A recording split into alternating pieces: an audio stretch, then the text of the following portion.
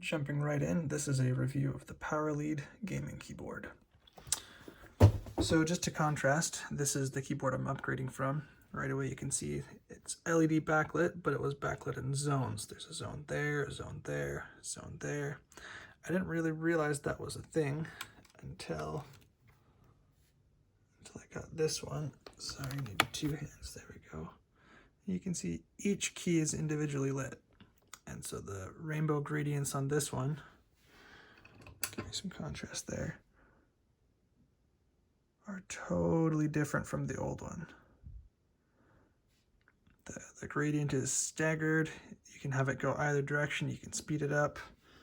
But each key is individually lit and it just completely changes the appearance.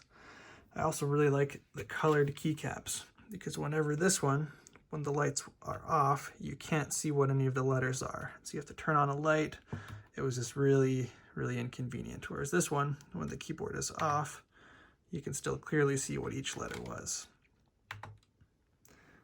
Right away when I took this one out of the box, that just magnetically attaches, I noticed this one, you can see it's just this flimsy piece of metal with plastic lined up.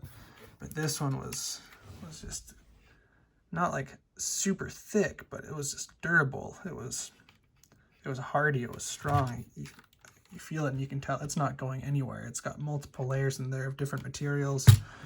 This one I really feel like I could just like drop on the ground and it wouldn't affect it. I'm not going to do that because I really like it. But all of the knobs here, it has a good array of volume. I run a Mac and right away they all picked up what they were supposed to do and started working. This one is the speed of the flow. I was just really impressed with all. There's some complaints that I read on the knobs that they didn't feel very sturdy. They're plastic. I suppose if you wanted you could get metal ones, but it's not a flimsy, brittle plastic. It seems quite durable. You can change zones by doing function F. It'll slightly change the pattern. If you want to change the color, you can go nuts with all of those. You can customize it so any key you want is backlit and all the rest are blank. If you want just WASD or other keys, so if you're playing in the dark, you only want certain keys lit. You have those ones lit only. All in all, I really like this keyboard. I think I'm going to be hanging on to this one for a while. And this one's going to be hard to upgrade from. And what was really frustrating is it really wasn't that much more expensive than this one.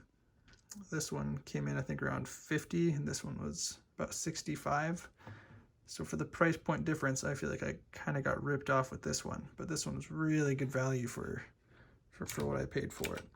I'm very happy with my keyboard, and I hope this helps answer questions for other people who are considering buying it. So best of luck out there.